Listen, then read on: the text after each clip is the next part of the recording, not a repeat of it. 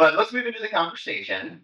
The first question is for both of you, and that is in this particular moment of American civic life, what does PACE represent to you? Or said another way, what does PACE offer to this moment in American civic life that someone might be hard pressed to find anywhere else? Okay. Well, what really struck me throughout the process of getting to know Pace, and especially over the last couple of days, is how special an environment this is because Pace has created a safe space for funders and practitioners from very different ideological orientations with different approaches and models to the work that they do, representing wide swaths of the American geography to really have difficult and honest conversations about democracy.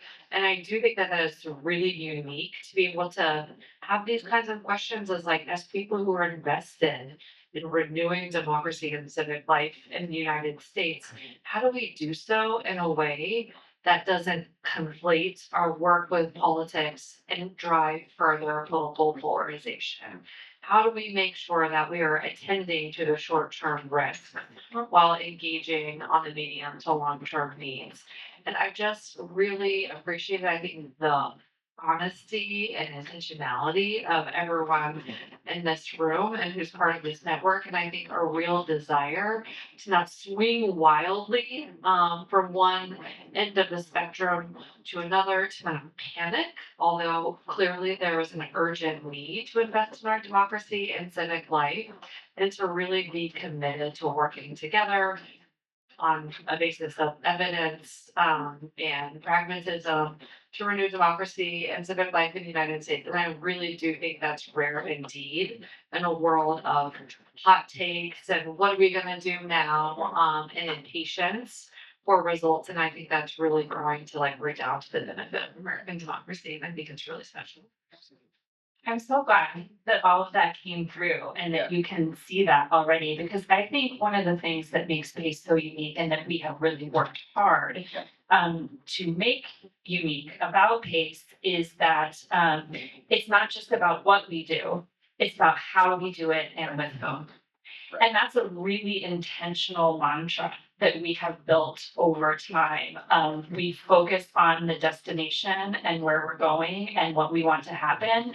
And it matters how we get there. Right. And it matters who we're with on the journey. And so I think that's something that's really special about PACE and what it is that we've tried to create here as the container for all of that work to happen.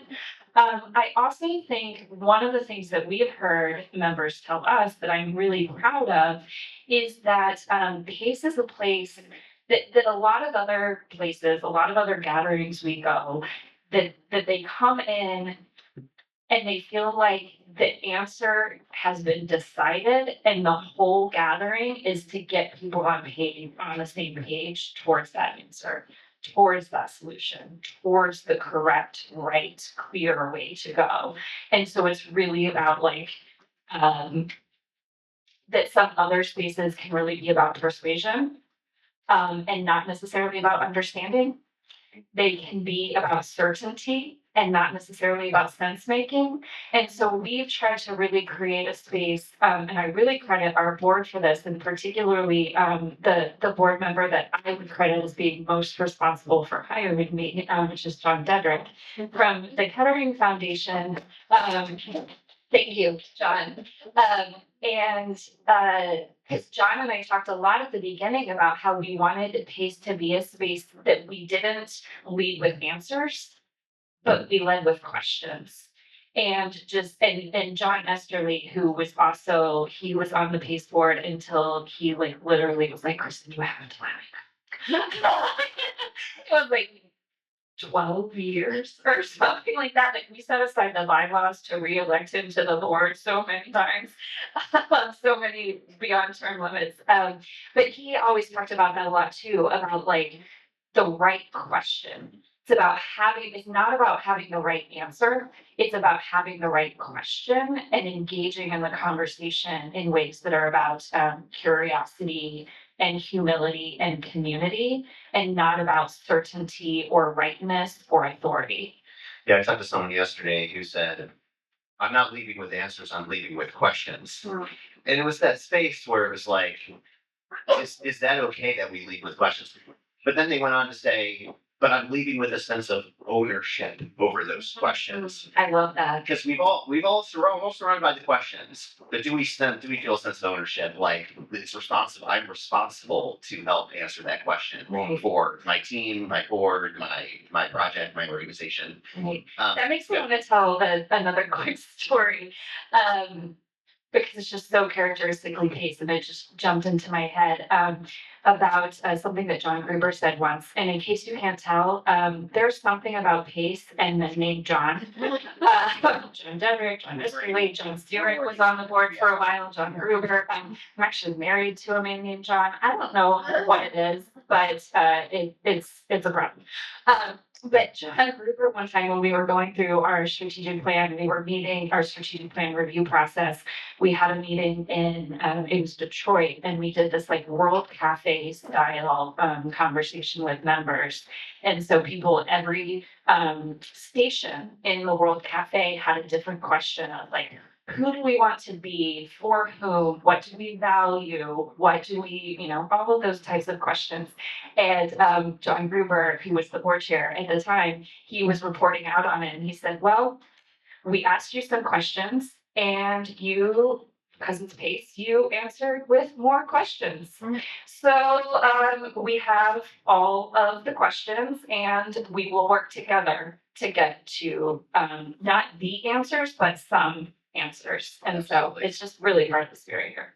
I want to pick up on the togetherness because it is really incredible to be a part of a community and feel that solidarity in terms of the questions that people are grappling with. And I think like that's what's been so revitalizing of the last couple of days. It's like you can get very much in your own head and feel really alienated and alone and trying to think through some of those questions, and having a space where people can come together and talk through them has been really renewing, I think, into the togetherness in the community. Even if we didn't resolve all the questions, knowing that other people have those same questions and that there's a space where we can work through them has provided me at least with a lot of reassurance. So Kristen, 10 years, right? 10 years at Pace? 10 short years. I'm curious, what are you most proud of? But also, when you think about the future, like what are some things that are still on the field? Like, and what I mean is, you obviously gave your all. Nobody would say no that you haven't done that. But like, that doesn't mean there aren't lingering challenges and issues in the field, like that. Maybe 6 months, a year from now, you might say, "Gosh, I wish we just could have done more." And Pace is still around, we're still working. But what are those issues and challenges maybe that Pace is still going to have to navigate, still going to have to grapple with? So sort of a two-pronged, most proud of what we still need to grapple with.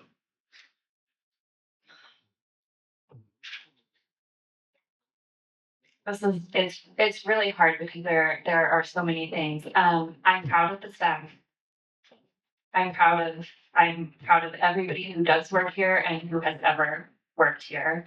I'm proud of our members. I'm proud of our board. I'm proud of everything that we have left on the field. I'm really proud of the permission structure for experimentation that we have created here.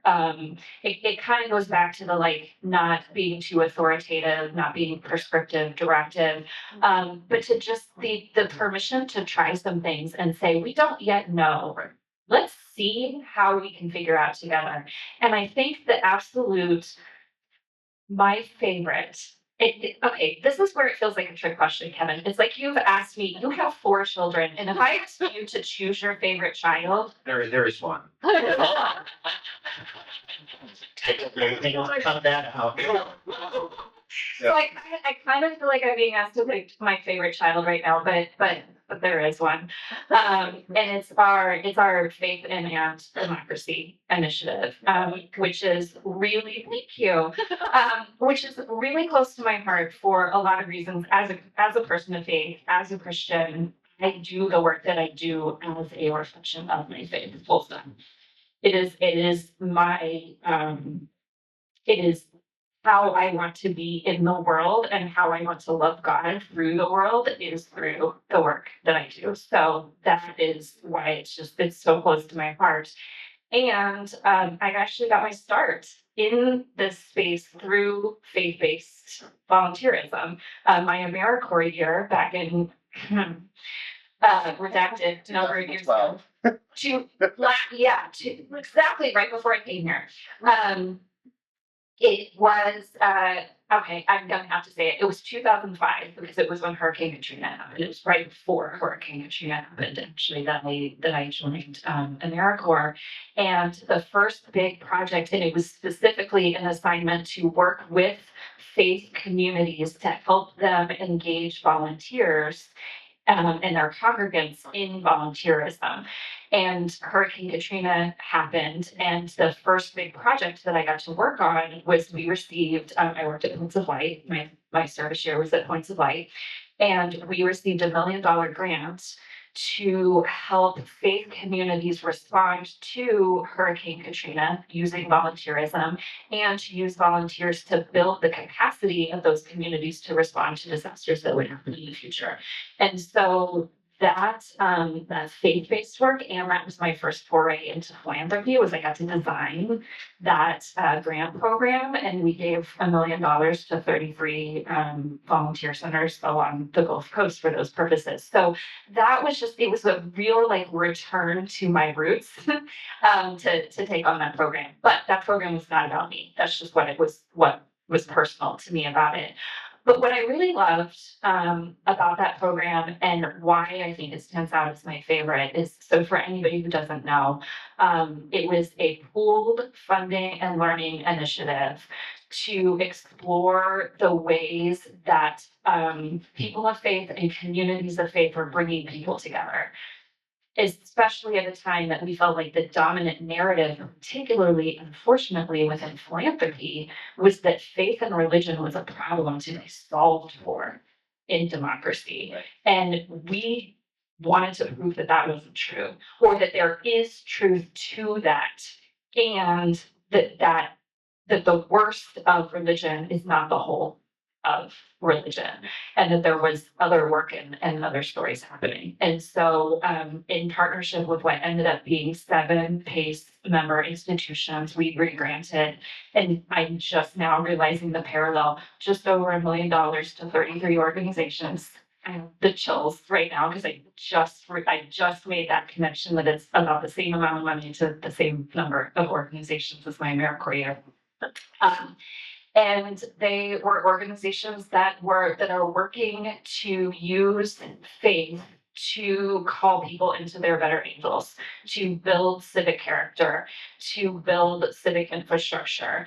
And I think it ignited a different type of conversation about the value of faith in democracy and to democracy. And so I loved the mechanics of the program. I also loved the program, and then I promise I'll stop talking. I also loved the program, not only what it meant for me and what it meant for what it was, but for what it ended up meaning to PACE. We started that initiative in 2019. Careful observers will note that our strategic plan to become a philanthropic laboratory was created in 2020. So that program actually, which was a total experiment in and of itself, that program gave us the proof points and gave us the confidence to embrace experimentation, not as something that we did through one program, that we could do through the entire strategy of our organization. It really, I think, changed the way that we started to operate and really made experimentation an important part of what we do. So that was a really long answer to only one part of your question. Are you sure you want me to keep going? We're gonna move on. Fine. This is really helpful to me though. Yeah. Like there's seriously. background knowledge. Yes. So Shannon, I've told like 87 people that I'm gonna ask you this question. Because ever since I found out that you were the pick, I couldn't help but notice that you were coming into this space from a different vantage point, from some might say a broader vantage point. So looking at your international experience with democracy. So the burning question for me, maybe for some of those in our audience, is how do you see that broader vantage point that you're coming from helping you in this role to innovate, both at pace and in our field? Great question. So as you may have observed from my bio, I spent 20 plus years working on strengthening democracy, human rights, and governance internationally for the most part. There have definitely been some crossovers with the domestic space, but that work has allowed me to engage in a significant breadth of subsectors within democracy in a lot of different contexts, from democracies that are transitioning and opening to ones that have stagnated to ones that are sliding backwards, and then of course to the most sort of authoritarian, corrupt, and conflict-ridden environments. And then sectorally, I've had the opportunity to work in elections and political processes, strengthening the rule of law, fostering independent media, trying to make democracy deliver. So that was a theme, I think, on day one and day two. And then, really importantly, very recently, in addressing the corrosive impact of money in politics and trying to counter corruption. So, as I've been listening over the past couple of days, I'm like, oh, yeah, we experienced that in Kyrgyz Republic, or like we had programs in Indonesia to address that.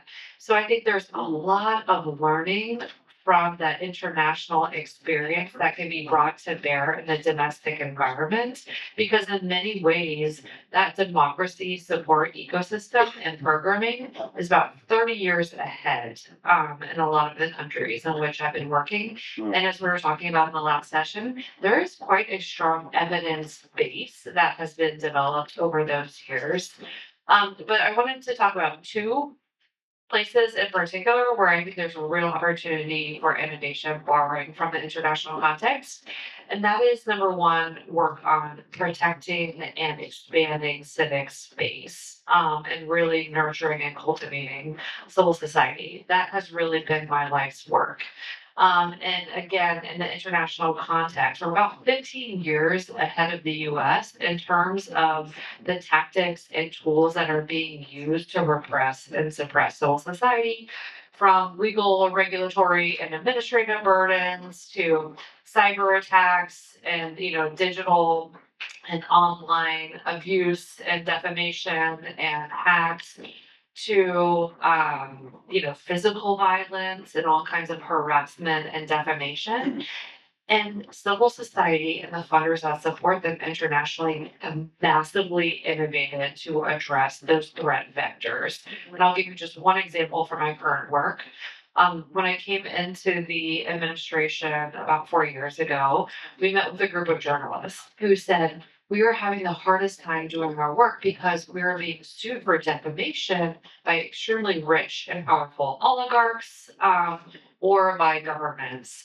And we just cannot survive if we're having to spend all this time and money trying to address those lawsuits. So we created a pooled insurance fund that would kick in legal defense for those reporters if they got sued. And it's a massive innovation, and is now giving investigative journalists the reassurance they need to do the important work that they do, and know if they get sued for it, that they can fall back on this insurance scheme and not go broke because of the work they do.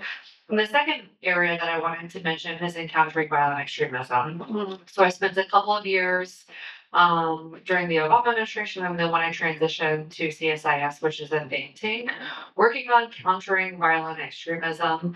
But the innovation there was really a focus on belonging and a recognition that at the end of the day, human beings wanted to be a part of something that was larger than themselves. So there was a ton of innovation at the time around narratives and connectivity and belonging and hero stories and a lot of the things that we were talking about yesterday. And it has struck me sitting here over the last couple of days, there's so much to borrow from that work in terms of how do we really tell a story that people can aspire to be a part of, that's exciting and invigorating and speaks to that deep longing to be a part of something, and then create the real infrastructure within our communities to create those opportunities for connection and belonging. So hopefully that's helpful. I'm just giving a little bit of sense of where I'm coming from and how maybe that can translate to this context. I'm so excited. Yeah. She's 30 years ahead of us, I think. So that's like But not in perceived age. minority report. Sort of. Not really. Anyway, we'll see that out too. So thank you, Shannon and Kristen, for joining Keeping Pace with Kristen. Thank you, everyone.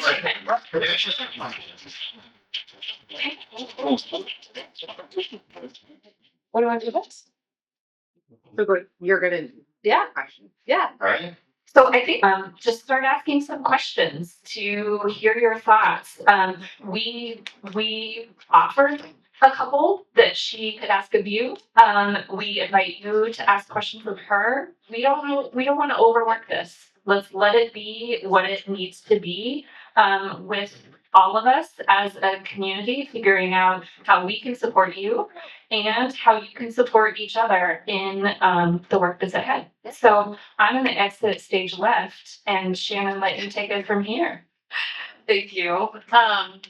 So I was joking with Brad. I said, I think this is my 13th interview. And he said, no, it's not an interview. But to Kristen's point, yes, I'm happy to answer any questions that you all have, but I also really love to hear from you. I did have the opportunity to have lots of conversations during the recruitment process, which gave me a decent sense of who Pace was and what network members value about the organization and what you want.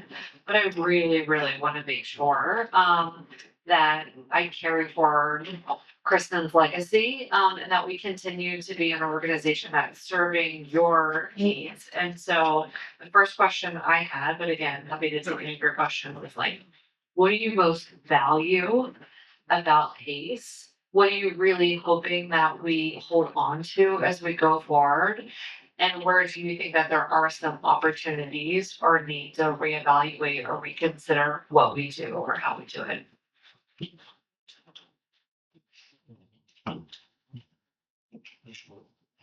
Yeah, sure.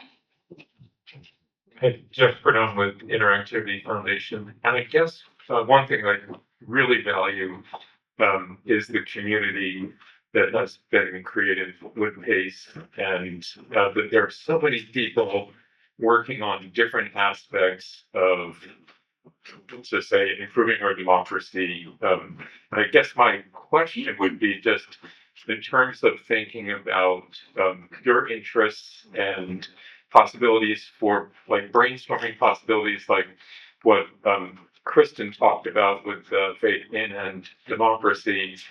I wonder if there's possibilities for more intentionally creating space for coordination among people working on different aspects of the democracy problem, like from the national to local, as we saw the interest from the, the short term to the long term, like we saw that issue come up, and then like the different aspects of the structural issues about democracy that need attention and the mechanisms for citizen engagement. So just kind of anything in that resonates with you in terms of like a helping support like the movements for democracy.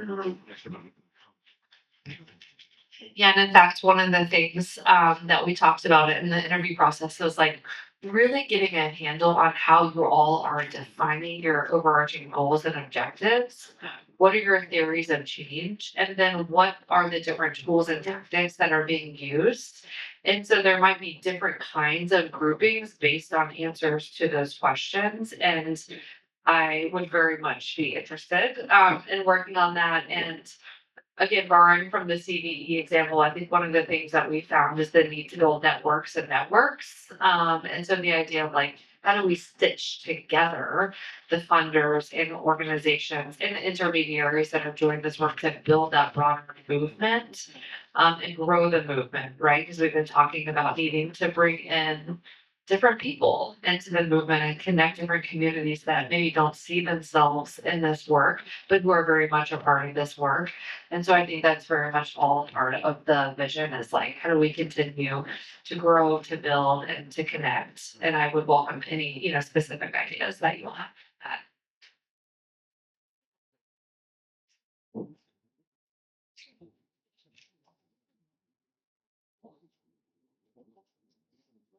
Don't be shy. Okay, and please introduce yourself to Shannon. Shannon, I'm Mark on Mediators Foundation. I think PACE will come under some pressure to be a resistance to what's wrong. I think PACE will come under pressure to be a resistance to what's wrong. And I think PACE will come under some pressure to be a reach out to the folks who have often not felt they could belong at PACE. And so my advice on PACE and my question to you is, can you do this? Can you be resistance, and can you be a reach out, and can you and how could as CEO, how can you position PACE so that rather than being pulled apart by those two wings, with one part of PACE you're saying we're going to stand up for our values and protect our democracy, and with the other hand you can say we're going to reach out more than we ever have to people who have not felt like they belong at PACE because they're on their right. And I just love to hear your thoughts about how PACE can hold both of those in an integral way. Well, I'd love to hear your thoughts about that as well. That's why I joined the short-term, long-term group because I'm like really curious about hearing from you all about how do we do that effectively. But I think it's not only possible, but it's essential. And so one of the things I would say is going back to the conversation yesterday, I think it's really, really important to be clear-eyed about what is democracy affirming and what are threats to democracy and civic life, and being able to differentiate that from policy outcomes that you may not agree with, and really getting dragged into that partisanship. I also think it'll be really important for us to hold the space for that medium to longer term work. And so I think we need to lead with our values as a network and to be really clear about what are the essential elements of a healthy democracy, and what do we need to be doing as a network of funders to defend those elements of democracy, like the fair application of the rule of law, and equal access to justice, while at the same time really building bridges. Because we are not going to be able to renew and preserve our democracy in the medium to longer term if we do not create new alliances and grow the stakeholder base and have a lot of people see themselves in this joint project of building democracy. And I just really wanted to associate myself with the comments that Nicole Bivens-Sadaka, who's an old friend, raised, which is like, we have to build a tent that can accommodate different policy preferences because we all share a deep devotion to democracy and to civic life in this country. And that is what I have spent my whole life and career doing, and really want to take forward with all of you. Great. Hi, Shannon. I'm Emily Tillman with the Democracy Funders Network. It's great to meet you. Welcome. I want to make one point about what I think PACE can lean into, but before that, I just want to plus one the networks of networks idea. And I think we've made some really exciting progress as the networks of democracy funder intermediaries in the last couple of years. And I'm really excited to have PACE's continued partnership on that front. by co-convening among like 12 or 13 different pooled funds and democracy funders networks and things like that. So there's a lot more that we can do there, and really excited to have that conversation. I think so. We're a cross ideological learning and action community for funders who are concerned about the health of democracy, and our audience so far has only been funders who already self-identify as democracy funders or who are democracy curious and kind of find us somehow. One of the things I think Kristen and Pace have done really well, particularly in the last year, but really over a longer period than that, is to, I don't want to use the word infiltrate, so that's coming to mind, but to show up in spaces that aren't necessarily just democracy and civic funder spaces, like the networks of funders at the state level, or even the council on foundations, and like the work that they've done around thinking more intentionally about bridging and building social cohesion over the last few years.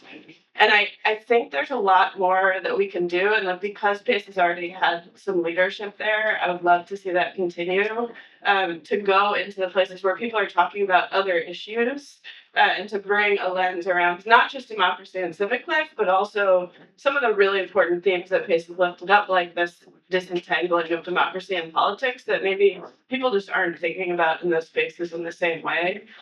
So as we continue to see the degradation of democracy and civic life, and we know there's funders focused on a lot of different issue areas, I think that's an area where we as a field can continue to grow. Like, let's talk about these issues, not just in the democracy rooms, but in all the rooms, and connect them to the issues that people care about most. So that's what I think just in the future. Thank you. I would love to see that as well. And again, there's a parallel with the international because for about 15 years or so, the democracy community has been trying to push ourselves into all of the other sectors: health, economic growth, education, climate and environment, and even humanitarian assistance. And the way that we have had some success is by focusing on what we call PINA principles. So participation, inclusion, transparency, and accountability. And also reminding folks in all of those sectors that we all depend on a vibrant civic space. Because at the end of the day, all of our partners are civil society organizations that are governed by the same laws. And when space is constricted for one, it's constricted for all. And kind of going back to those principles has been a way, I think, of helping us see ourselves and one another and build those broader constituencies for democracy. So I'd very much like to work with you on that because I think it's super important.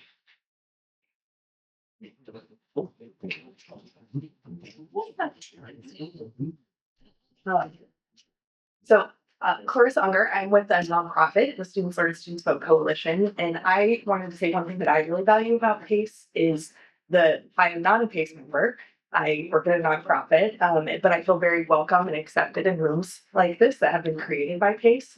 And quite frankly, just as I don't think that nonprofits alone would be able to answer a lot of the questions that we've been discussing, I also don't think that philanthropy alone would be able to answer a lot of those questions. So I really value the opportunity that PACE has created for us to come together in spaces like these and discuss these kinds of questions and work on solutions together. And I think that that's something that you'll consider as you start your tenure as well.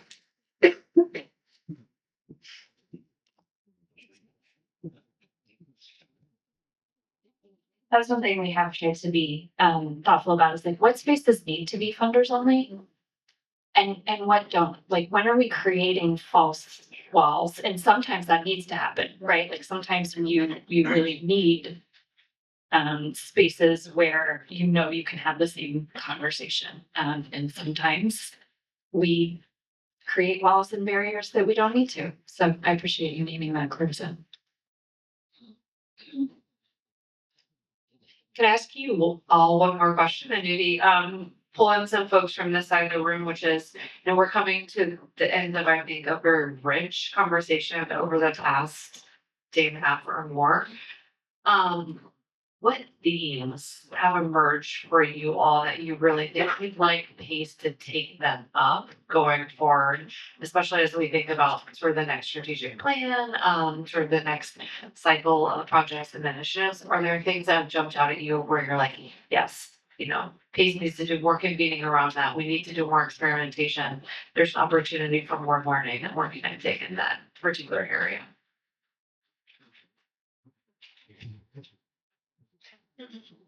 Hi, Alex Taylor with the Helm Foundation.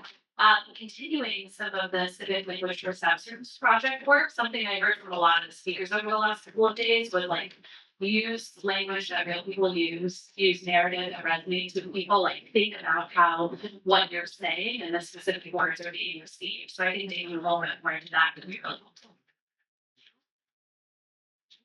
Again, there's a ton of crossover with the international because the work that our colleague Eric was presenting yesterday, they have now taken that and are piloting different narratives in different countries and they gathering evidence about the real-time feedback to those narratives and feeding it into social media campaigns and others. So I think that work is really important and really fascinating. And again, would love to foster more connectivity across the domestic international divide.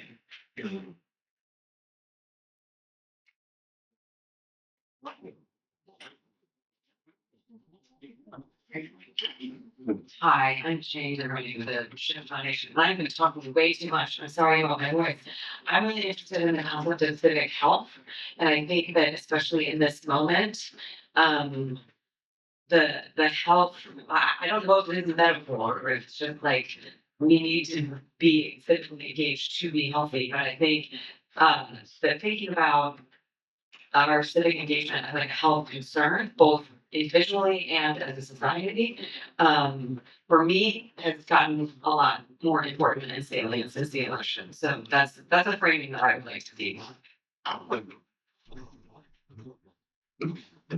say in the last 5 years or so, I don't know.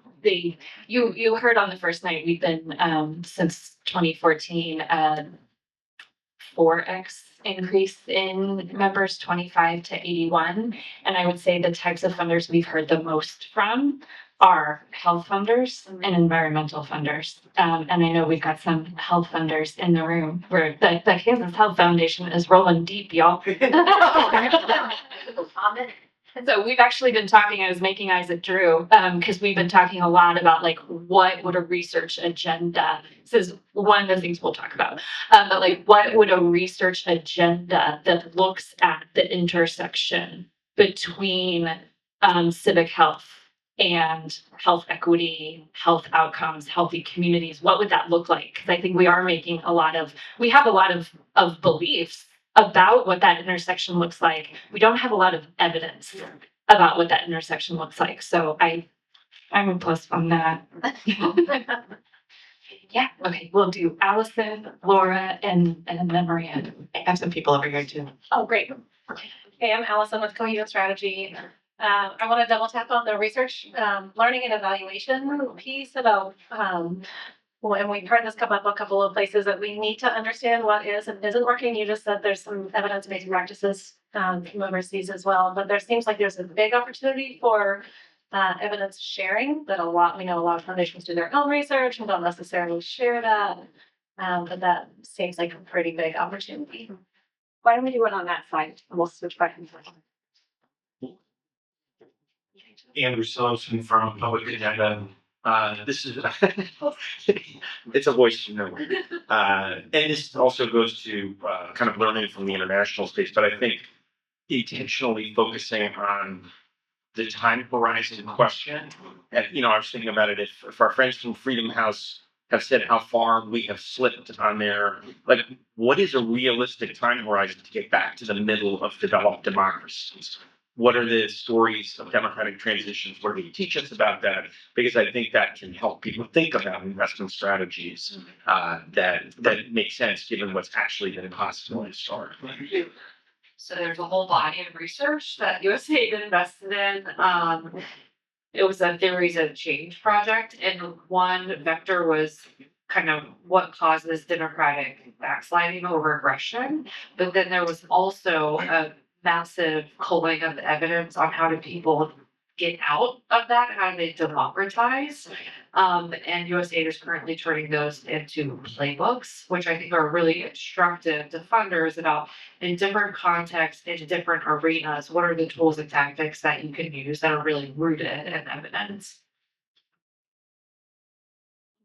Hi, I'm Laura with the Shannon Foundation. Yeah, something that I've been noticing is that I'm a bit turned off by the word compromise, I'll admit. And I think it's because when I hear that word, I think it's some watered down middle point that actually isn't meeting anyone's needs or actually isn't addressing the problem in a long-term way. And so I'm curious about what it would look like to unpack that word some. I've been inspired some by John Powell on this topic, as well as nonviolent communication as a framework of like, what does it look like to actually dig at the underlying needs and find a solution that actually meets everybody's needs. So I'm wondering if we need a different word or if we can kind of take back the word compromise in some way. Yeah. So it's so wonky, but like in How Democracies Die, the authors talk about mutual toleration, meaning like you have to at least respect and tolerate, which is also a word that's meant in. But you know, people who have different political beliefs than you and have different policy preferences, and there has to be institutional forbearance, meaning like when you hold power, that you don't use it to just, you know, aggrandize like all the power that you can smash your enemies. And I've been thinking about that in the context of compromise. Like those are two key values and norms for democracies to survive. And kind of get to the compromise, but we can go around talking about mutual toleration and institutional forbearance. So like how to make that terminology the idea of actually give a little and take a little. And we have to show some self-restraint when we do hold positions of power in order for democracy to not just become this like blood sport, winner take all, eradicate your enemies kind of game as we're talking about. So there's something in that space that I haven't quite figured out, but might be interesting to explore through the strategic narratives. John Denner from Kettering. Three things. One, Shannon, I really appreciate. Sorry, Shannon, but John Denner from Kettering. Shannon, I really appreciated you raising the point about democracy, not just issues. And I think there's a really important role for PACE to continue playing, framing big questions for the field. I think there's an important role for PACE to continue playing in holding space for conversations. And as Kristen's indicating, some of those are larger field conversations with different parts of the nonprofit sector, and part of them are just funder conversations. Funders need spaces to have conversations they can't have in their own offices about democracy, in fact. And finally, I think there's a really important role for PACE to play to be a beacon for big democratic themes over time. PACE is unique to my understanding in the kind of affinity structure as an organization that consistently sticks with a small d democracy and does not move.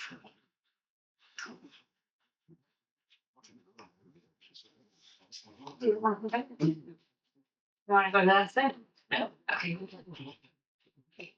Hi, I'm Maria Ewing with Issue Voter, and thank you for having this. It's been really great and actually reaffirming with a lot of our goals for next year. But one thing I wanted to raise, which I didn't hear a lot of discussions around, but was implementing and talking more about how technology can be leveraged in a lot of our work. Last night I had dinner with a friend who works at the Center for Democracy and Technology, and Issue Voter is a tech platform, so it's been something that's been on my mind a lot. So I just wanted to mention technology as a theme that we might all think about in our work, and still understanding the need for in-person connection and human connection, but also how we can leverage technology. Such a great point. I don't know how many of you were in the Democracy Futures conversation yesterday, but like sometimes when you think about tech and particularly AI, your mind goes to like the darkest places in terms of all the dystopian outcomes. But it's a really good reminder that tech can also be an accelerant of our work. And we need to be really thoughtful about how we leverage it. So thank you for that.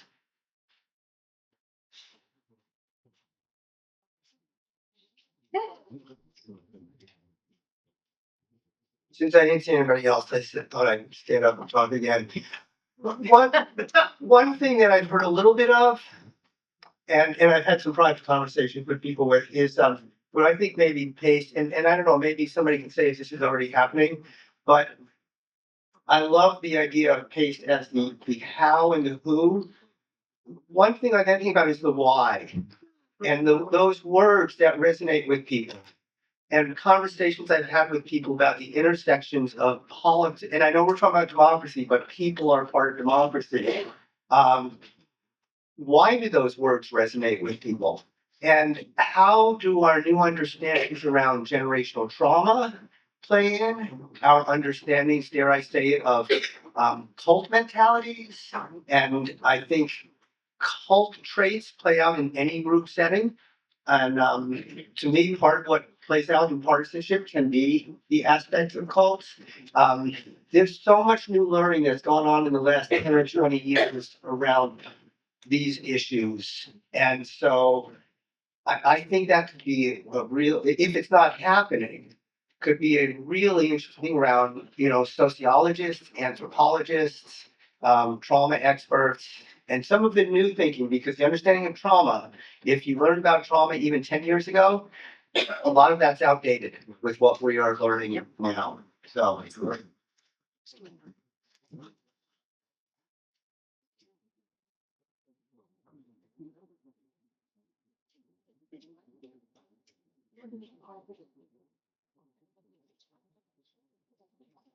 There's some people here who are uncharacteristically quiet when we're working.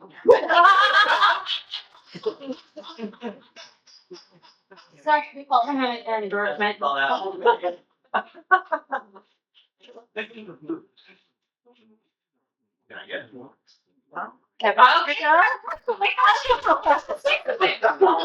Hey, you. Brad Orphan, also Kettering Foundation, plus one to everything that John said. I think an area for exploration and just figuring out how to grapple with it is, one way of reading some of the conversations that we had over the past, 3 days, 2 days? 8 years. 8 years is Pace has had a resolute focus on its name, active civic engagement in a small d democracy. And as many of us have pointed out, we're at a time and we're entering a time when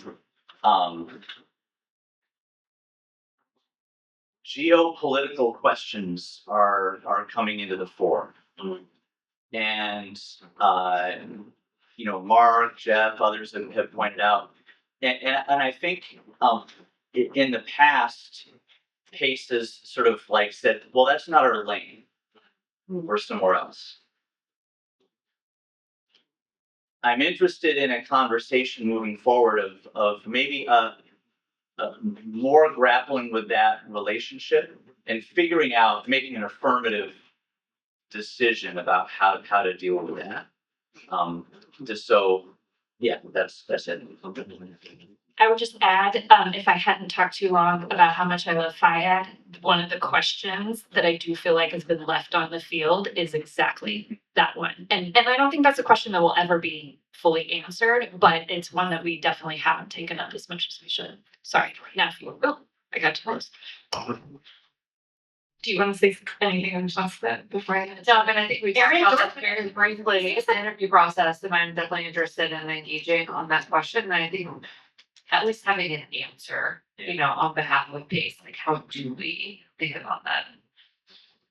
Hi, Eric Dorfman with More Perfect Union. When Kristen calls on me, or when Kristen Vaughn tells me to talk, I'll accept the invitation. Should I continue that? Totally. You can always call on me. And I'm susceptible to cold calling. I think one of the things that the democracy is bigger than politics frame has introduced that has come up a few times here is this like how do we draw distinctions between democracy, core democratic institutions and norms, and preferred policy outcomes. And I think that that line is very contested. So I don't think it's clear what things are, the like policy preferences we need to hold off on the side and democracy things. But I think the next 4 years in particular are going to create enormous opportunities to interrogate those questions. For example,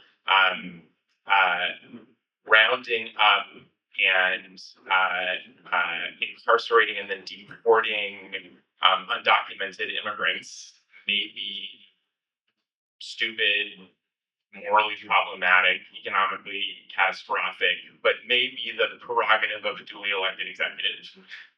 Ending birthright citizenship, anti-democratic or anti-constitutional, right? Like that's a distinction that we may want to play with and explore. Appointing people we think aren't qualified to run cabinet level agencies, prerogative of the executive, forcing Congress into recess in order to make those appointments without the advice and consent of the Senate, anti-democratic.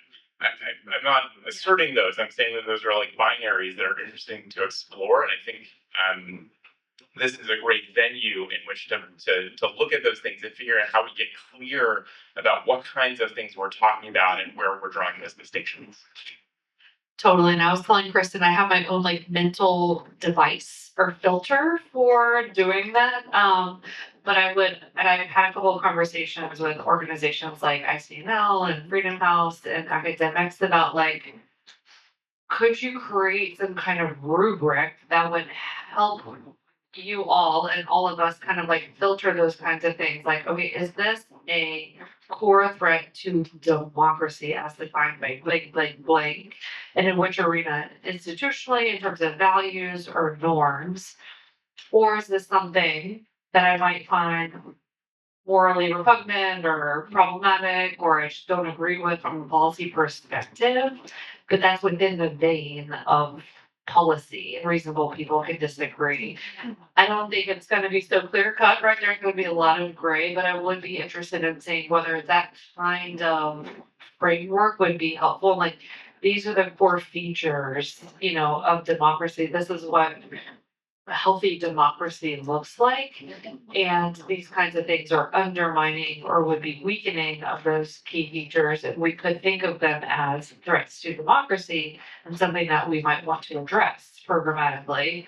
Whereas these other things, again, you might find problematic for whatever reason, but don't really pose an existential threat to democracy. And I think it's really hard. And I've been trying to do that in my own mind, domestically, because I want to hold myself accountable, but also in our international work, we see things all the time. I'm going to take El Salvador.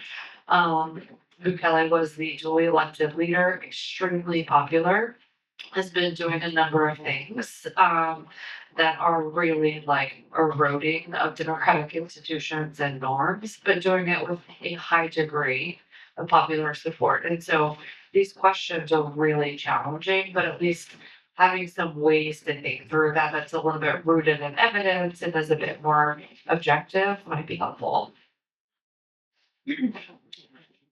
Hello, my name is Drew Wilburn from the Cancel Foundation. I have two things that are coming to mind. And the first one is really a question around one that we've been wrestling with quite a bit is like how much of this is explicit versus how much is implicit.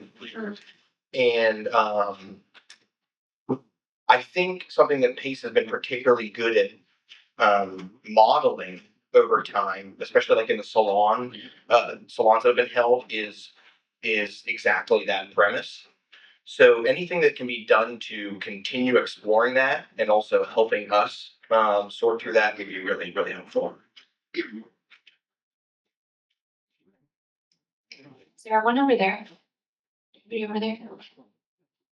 All right, then we'll stay on my side. Hi, James Garland, more like us. Yeah, I don't think this is necessarily a problem for PACE, but maybe in the field more generally, there can sometimes be, a belief in a kind of ideological breadth But then in terms of voting preferences, there'll be few, if any, people who've actually voted for the incoming president, Trump. So one of our co-founders is a recent past president of the National Federation of Republican Women. And so she ties me into all sorts of networks that otherwise, I probably would have very little insight into. And I do think it's important in a broad kind of approach to include this wider breadth. Thanks so much. I mean, I think from the stats that Kristen shared on day one, there is an imperative to be reaching out across the ideological spectrum and making sure that we are reaching people who are Trump supporters and aren't merely like right or center right, but in fact don't support the president-elect or the current Republican Party, because then we're shutting down significant proportion of the population. So I will be looking to all of you to help build those networks and bridges and, persuade people again who might hold different policy preferences than I do, and maybe some of you all do, but share this commitment to democracy and to this work and into this network, because it really is going to take all of us.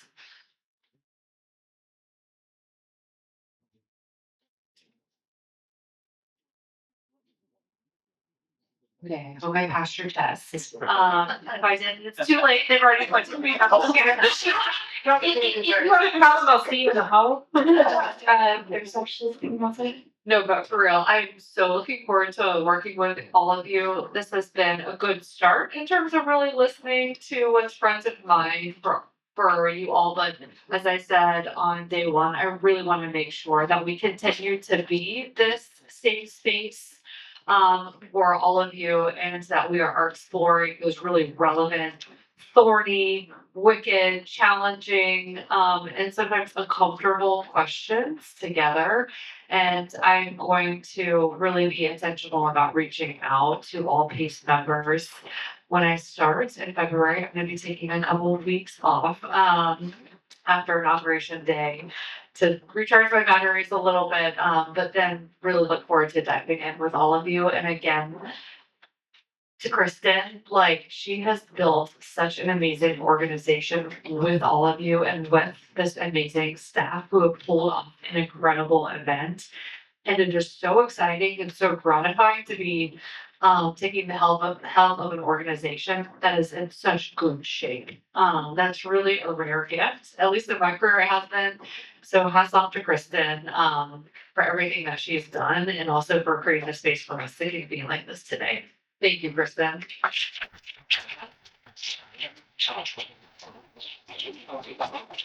Thank you so much, Shannon. It is also really gratifying to hand off the helm of an organization to somebody so strategic and insightful and thoughtful, and who has such a breadth of expertise that I do not have, and I have felt it has been missing here in some ways. So I wanted to see what you do next and to be the biggest cheerleader for you while you do it. We wanted to just create a quick moment. We talked a little bit about how you can jump if you want. You're too good, girlfriend. We wanted to just create a quick moment. We asked how we can support you. Now we want to create just a little bit of space. We'll take whatever time you need. If you don't need the space, well, that's fine too. But we just want to create a quick moment for you all to share what you might need from each other. And so sometimes we frame this as offers, asks, reflections. If there's something that you want to offer to your peers, we have this resource available. We are hiring for this job. We, have this thing that we would like to contribute to you. This is an opportunity to say that. It's also an opportunity for you to ask for things from your peers, not money. But it is an opportunity for you to ask for social capital from your peers. We are hiring. Can you share our job description? We have an RFP out. We want to get it to people that wouldn't find it otherwise. Those types of asks of your peers are also welcome. And if you have any final reflections, anything that you're like, I'm really taking this away